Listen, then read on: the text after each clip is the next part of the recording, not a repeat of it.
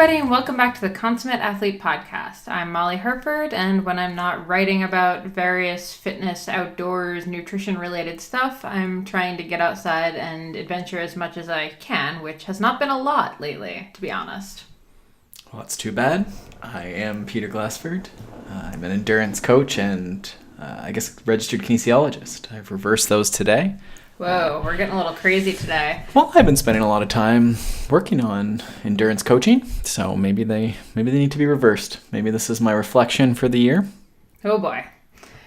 Well, on the topic of reflections for the year, we realized since it is, in fact, we just missed American Thanksgiving, it made us start thinking and chatting about what we were thankful for this year, both, with our own sport stuff, but then also, with the podcast. And one of the things we keep coming back to is we're so thankful to all of you guys for listening to these episodes, whether you've been listening since the first episodes that we did back, 2.5 years ago now, or if you've, recently joined us, whatever has it brought you here, we're super thankful that you have been listening. And, one of the best parts of my year, at least, and I'm sure Peter agrees with this, is when we're at races or at events or, even just like online, when we hear from you guys. The amount of times I've been at a race now where someone comes up and mentions a podcast episode is just the coolest thing. I think actually the coolest is when someone realized I was the one doing the online announcing for Cyclocross Reno based on realizing it was my voice that they recognized from the podcast versus, actually seeing my name anywhere. Yeah, it's definitely been interesting meeting people through that and people who have been able to find some sort of interesting thing to listen to on runs or walks or, going through good times or bad times or finding a new sport, inspiration to do some new movement. Yeah, I think that's been a pretty cool part is hearing, some pretty, I'm going to say stubbornly hardcore cyclists finally start to try, little tiny new things and see some people adapt the morning yoga or the morning walk, anything like that. Yeah, the yoga and strength's definitely a big part, but I think people have, opened up to the idea that maybe they could try some running, walking a bit more. A couple people, embracing that off season to go play ultimate frisbee or hockey or something like that. And realizing that that's okay, right? Like that's a good part of your athletic identity and in a lot of cases probably helps whatever your main sport is, right? And that's really what this podcast was all about to start off with is, we're all, few of us who listen, some of us who listen are high-end athletes, and thank you to listening as well to all our Olympian friends. But a lot of us aren't getting paid, right? And so, do what you like. It's your own adventure, right? And then also there's the chance that because we all have these varied lifestyles with travel and kids and work and all this stuff, that there's, maybe opportunities for more movement and, dare I say, training by incorporating some of these other sports, right? Like what are the benefits of learning to dribble a soccer ball? I remember back to, what was that, Lauren Sesselman podcast, we talked about dribbling soccer balls. Is there an agility coordination, hand-eye, hand-foot element that might transfer over to other sports, even cycling or running or, trail running, stuff like that, right? And you could do that in your house, really. Mm-hmm.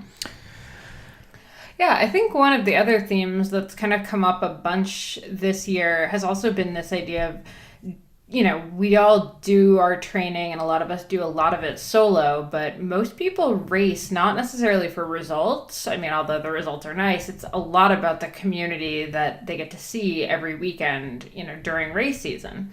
And I had talked back in January, I wrote extensively about this, how my one-word New Year's resolution was community, as in, this idea of really finding new communities in where we live and, working on the communities that I already had and, whether that meant going back to Massachusetts to be part of a road cycling team or, helping out with our off-road cycling club up here in Collingwood, or hanging out with the moms that let me join in for the cross-country runs. All of that kind of came back to this idea of community. And what was cool is it kind of kept coming up with a bunch of the people that we interviewed throughout the course of the year. I mean, Chris McDougall, the man who wrote Born to Run and Natural Born Heroes, one of my favorite authors of all time, I think he spent probably half the episode we did with him talking about, finding other people to be training with and run with, and finding that sense of community in whatever it is that you're doing. So that was a big part of your, if we call it goal setting for the 2018 season, was based around that community, right? And that, you frame that maybe more as a New Year's resolution, but I think we're talking about a similar process, right? We're talking about how we want the future to manifest. And that could be a very specific, I want to win a certain type of race, but it could also be in our life, right? You can certainly goal set with all these things. And so you used a one-word resolution, a one-word goal to sort of summarize maybe a set of actions or choices that you might make. Yes, and I will admit that some of the choices made because of said one-word resolution were maybe a little excessive in the name of community, but I think they were all pretty worth it.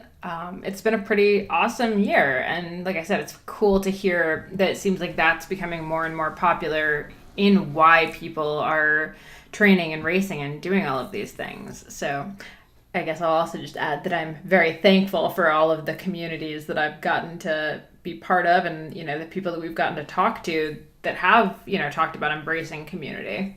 Hopefully, I think we've seen it with some of your clients, some of the people I've worked with.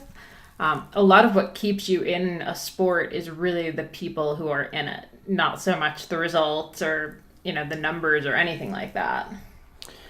Well, I think, again, we're not getting Olympic medals here, right? Most of us are not getting paid. So there has to be something there on the personal level, personal improvement, pushing your limits.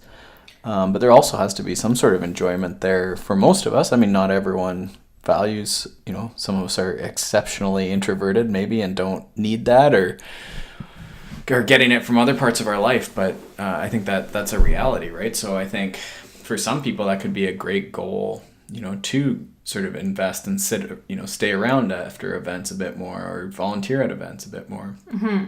Even on the elite side, actually, what's been interesting in the last couple of years is realizing, for cyclocross specifically, for example, to really make it on a global scale in cyclocross, you pretty much have to go over and live in Europe and race in Europe for the full season. You can't just keep bouncing back and forth.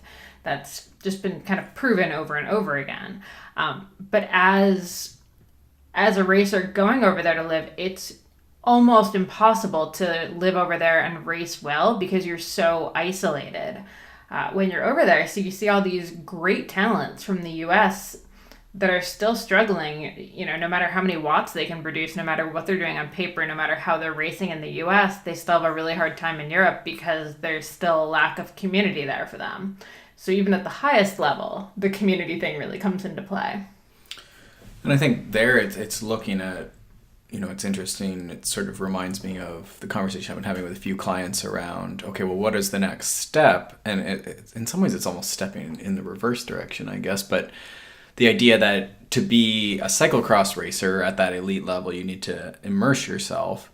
And for some people, they're not immersing themselves in whatever. So being an ultra trail runner or a rock climber, they're not quite getting into that. They're not focused on that on a daily, in their daily workout or, all winter thinking about that and preparing for that.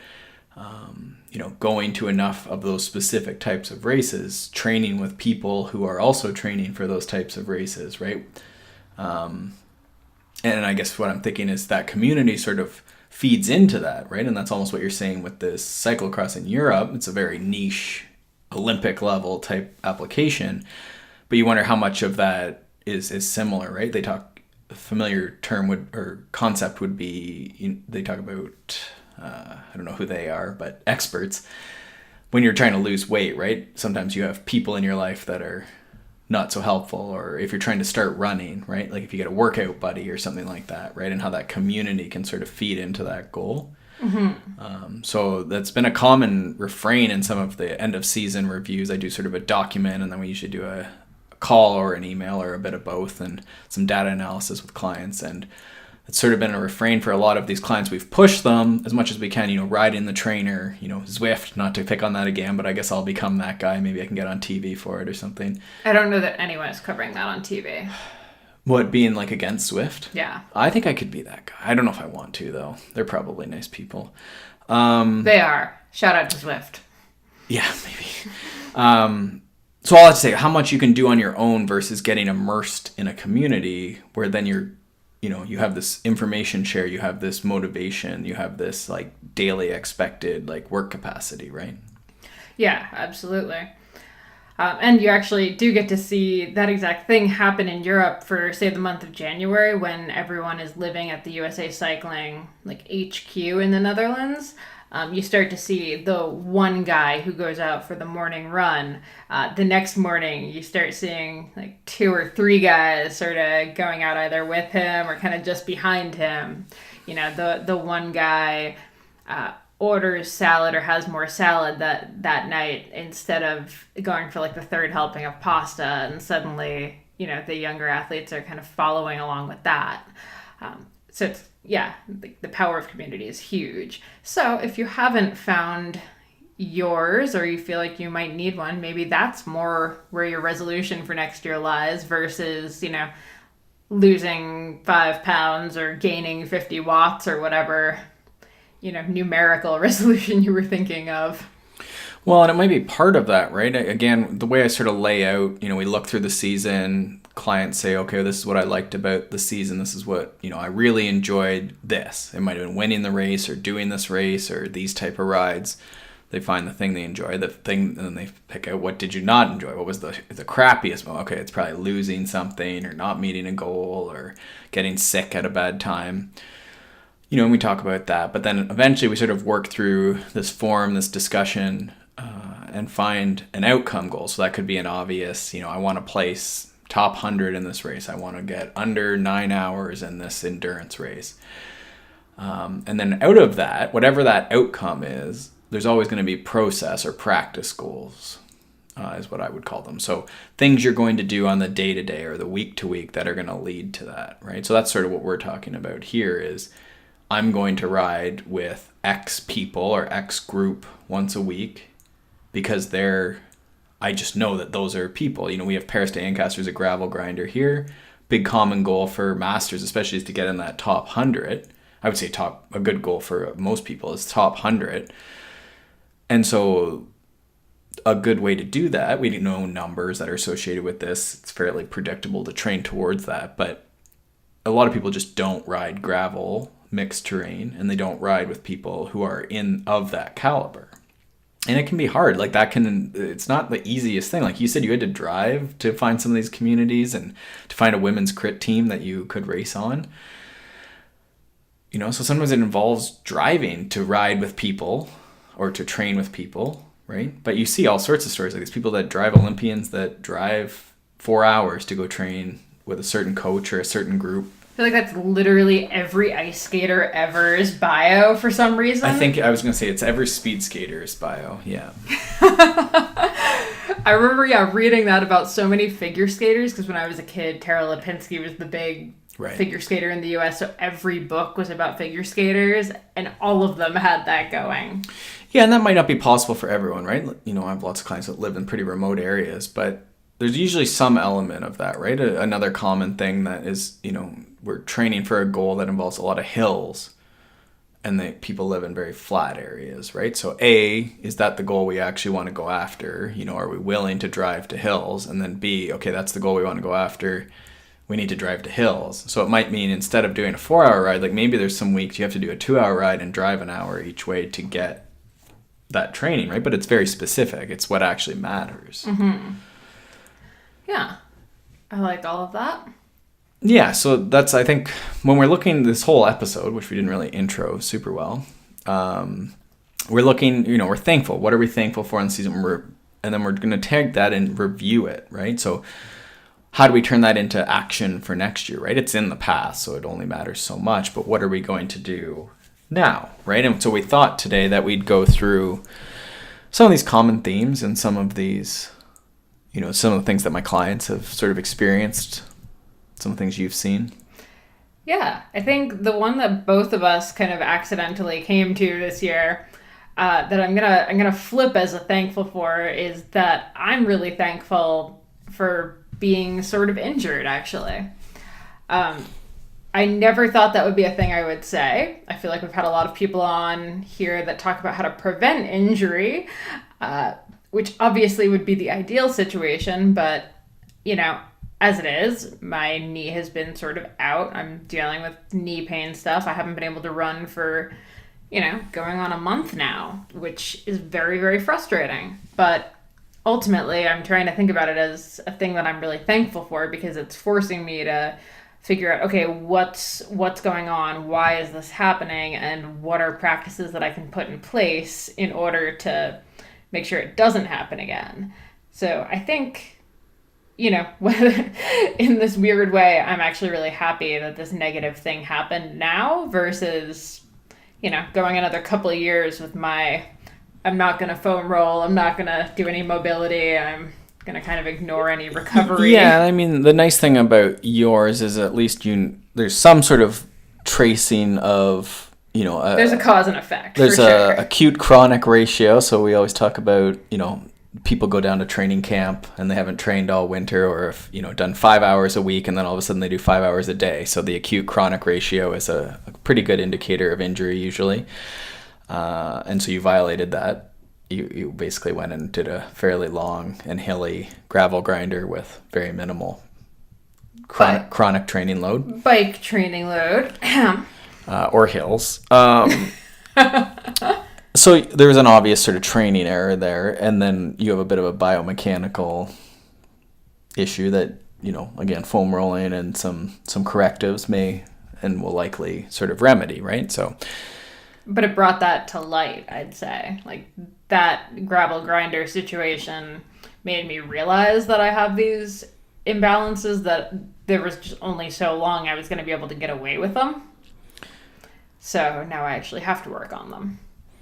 Yeah, I think so. I think it's good. I think you're planning a couple pretty sizable efforts in 2019, right? So the positive may be that these injuries and these pauses that you're having to take are going to prevent, you're going on this 80K self-supported run and getting halfway around and your knee becomes quite an issue, right? So just a reminder, A, you have to train for things, and B, the biomechanics you can only outrun likely for so long unless you're a genetic freak. It is possible to outrun biomechanics, but not everyone can do that. Sorry, 2.5 years, and I still have not learned that one should train for the event that she is trying to do. 2.5. 2.5 years of doing this podcast where we talk about how to be super smart, intelligent athletes. Yeah. So, and you've had your own... Yeah, I mean, for a year that started so poorly, this time last year, I was battling with this crazy, elbow rash became just by the time we were in Belgium for a couple weeks, and then I got this just horrible full body hives that broke out, and this elbow that just went berserk, and I was up all night for most of the trip just itching. Super fun to be around. And dealt with itching from basically late October, I guess. Was it late October through till well into the new year? I think it finally subsided maybe towards February. I don't even know that it had completely... I'd say it was May before we found any resolution. Then certainly to get rid of the actual rash on my elbow. And so that was crazy. My arm stopped working basically, around Christmas and stuff, zero training and a couple rounds of antibiotics. So it was pretty rough, probably the roughest I've ever, and certainly the itch. So I think I'm thankful that I got to experience just not being able to move and getting to the point where I was so tired and so demotivated that I got to the point where you understand when someone's really down and you're oh, well, if they just moved, just go out for a walk, right? It's not always that easy. So I think it was a good experience to go through to understand what a privilege it is to be a little bit spastic and sort of, I always have to move a little, I like to move, and then being able to, right? Yeah. So that was, and then on the flip side, to be able to experience coming back to pretty good form, having a nationals race in July that went really, really well. And then a provincials, I ended up winning. So, I mean, as far as the year went, I came back from again, January, February, March, not amazing training, to really a pretty solid season. I would say better than the last couple seasons. And it's funny because I've now talked to a few athletes on this podcast and for other interviews who've all had kind of similar things, maybe not quite that rashy, but where they've, been doing pretty well, everything's going okay, and then they actually have an injury that knocks them out of the sport or out of training for, 1 to 4 months, say. And they come back and they're more motivated, they're stronger, they're smarter. It's just a really common thread. I was just talking to an ultra runner, Casey Lichtig, and she actually had a similar knee thing to what I had, but she ran through it until she actually fractured her pelvis. And I'm hoping to get her on to talk about that. But it took her 8 months to kind of come back, but she's running faster and better than ever because she's so happy to be back to running. So it's kind of amazing. Did she have osteopenia, or why did it break? No, it was because she ran through 2 knees, like runner's knees that like swelled up to grapefruit size, and she was just doing crazy run gait patterns and weakening stuff, and then she fell during a race. Oh, so there was like an acute. Yeah. Okay. So chronic load and then an acute incident. But if she had just stopped and let her knees recover, the odds of that happening would actually have been much, much lower. So, she's kind of now learned that lesson, but she's also just super stoked to be back to running. And I've heard that from a few people. Yeah, and I think that gave me respect, or at least appreciation for downtime and just taking care of your health first, which has always been part of my philosophy of coaching, but I think sort of added and reiterated that. Easier said than done too, right? Yeah, for sure. But that, and then just the importance of throughout the season, I think the other thing I did really well was just really focusing on quality. And that sometimes meant like one workout that was even a workout all week, but I made damn sure like I was focused on, for me, it's just really that start, like the critical moments in the races for me are the start, right? The hard part. And then I can always keep, like the average speed is never, it's like the hard efforts, 2 minutes off the start, the 2 minutes that make the race, and then you just hold on, right? So just that really top end stuff, and the only way to train that, especially given my years of training, you just have to be recovered to put that much load into it. So yeah, so I think just being ready for that, and I think that was a lot of the reason I had anything at nationals. And then nationals, we made sure, even though we drove out, that we took that week pretty relaxed and no crazy extra things going on. And then provincials was okay. It was sort of crazy with Ellen's camp leading into it, but I guess good vibes and hanging out with a lot of really strong independent ladies. It's where we had the best races of our season after that. So. True. Yeah. Something in the water in Western Mass. So what else? What else do we have here as far as goal setting? So what I wanted to talk to you about is you're currently in the middle of doing a ton of your end of season reviews with clients. So for people who, don't necessarily have a coach that's going to hop on the phone with them for an hour, I'd love to hear, how can someone do an end of season review for themselves, and kind of taking into account this idea of being thankful, but, how can you look back at your year and what are you assessing? I mean, I think you can probably find, we've had Danielle Kabush, we've had a few people on, so I would listen to some of those podcasts we've had on around sports psych. I also have an intake form that has some sort of built-in goal setting in it, so if you just want to fill it out, you don't have to even press send if you don't want to, or you can and just sort of ghost me after. And you can also book a call. The calls are only $25, so you can definitely do that, and you can talk to me about your goals, and I can let you know what I think. So that's all at smartathlete.ca. Yeah, but I think more globally, I think just looking at the season past, what did you intend to do, and did it happen? And then sort of think through, and I think this could be a very open journaling exercise, right? Like get a blank page. What did you want to do this year? For some people, a lot of times when I talk to people, we haven't really set an actual goal, and that may be appropriate. It might have been, I'm just going to participate in X race series this year. I'm a beginner racer, and that's fine. But at the end of the year, sometimes it's when you set that sort of like, okay, you participated in the races, check mark, you did it.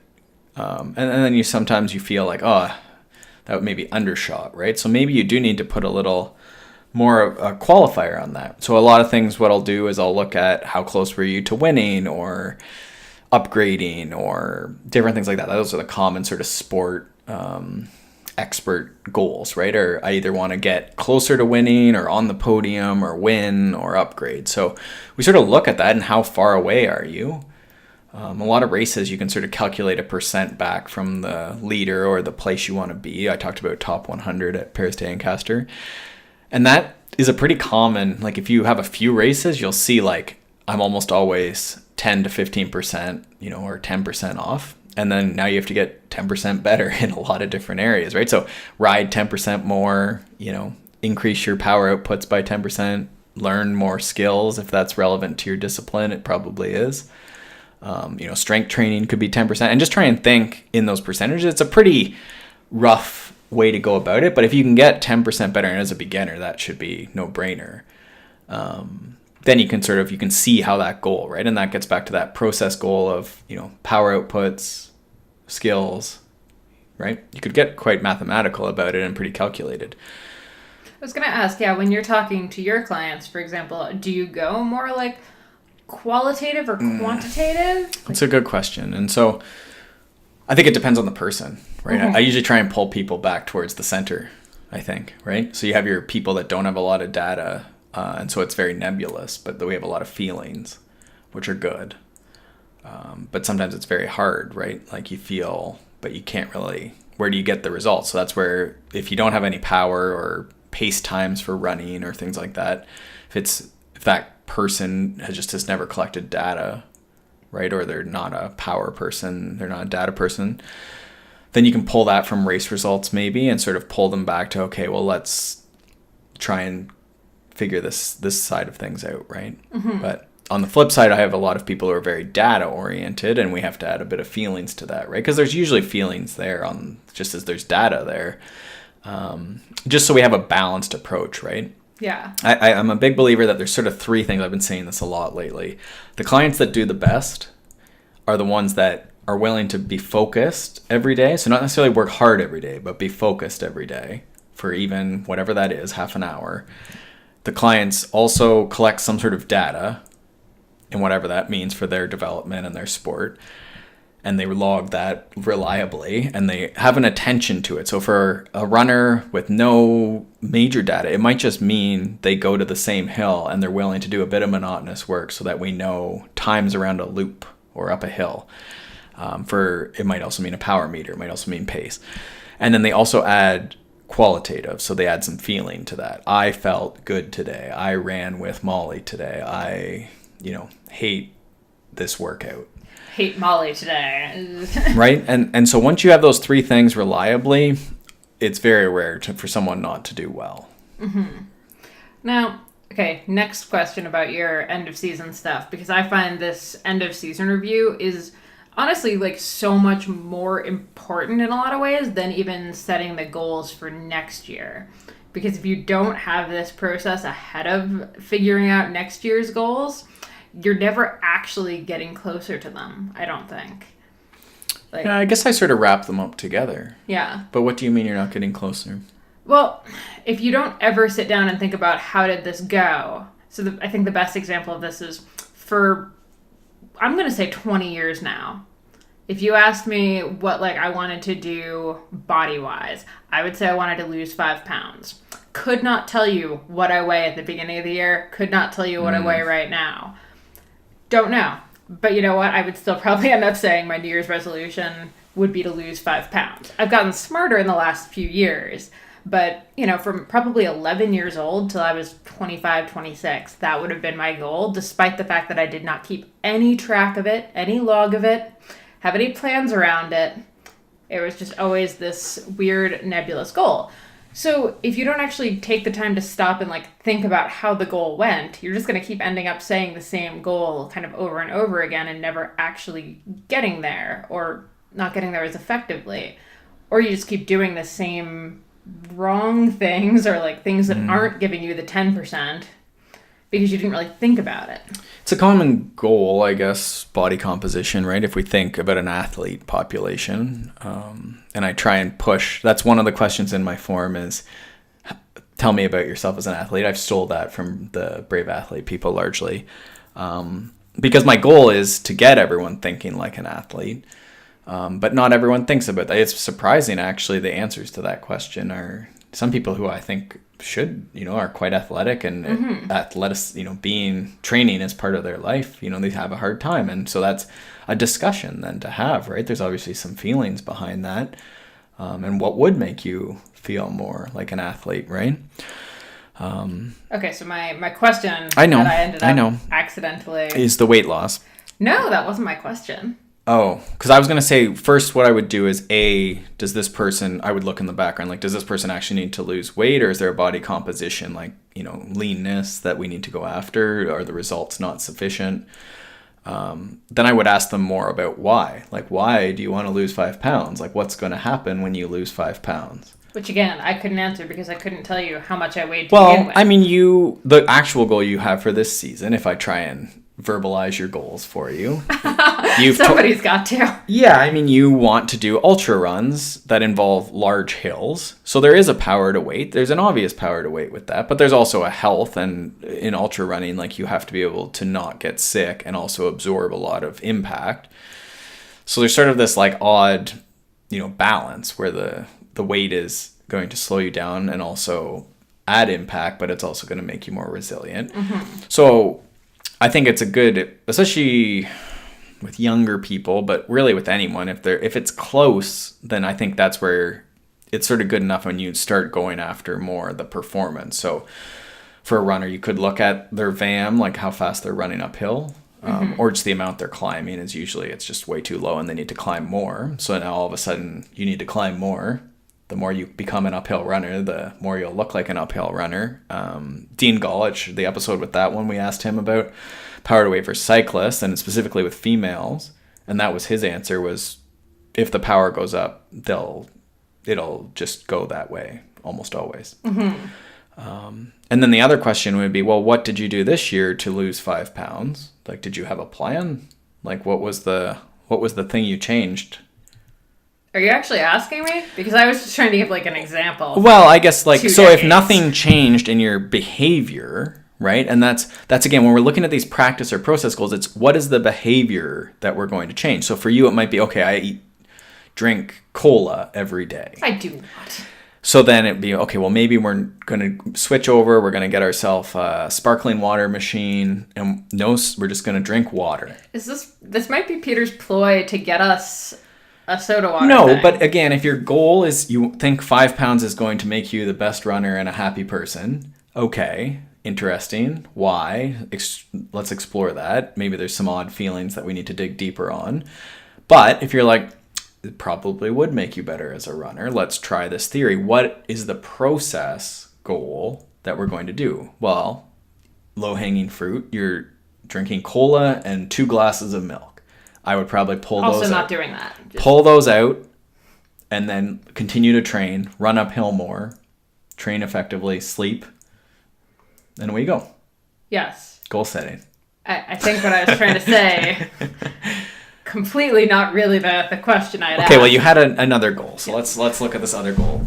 It was related to your athlete self. No. I'm pretty sure that's what the goal was. That was not a thing. Okay, what was the goal? Well, my point here was going to be that if you don't have this end of year conversation where you talk about, okay, our point was to, drop down on the soda or XYZ, did we execute on it? Then, like, if you try to go set a new goal for next year without thinking about what you did this year and what worked and what didn't, you're just kind of be in this weird cycle of resetting the same goal over and over without even knowing what's working and what isn't. So that's why the end of the year thing is very important.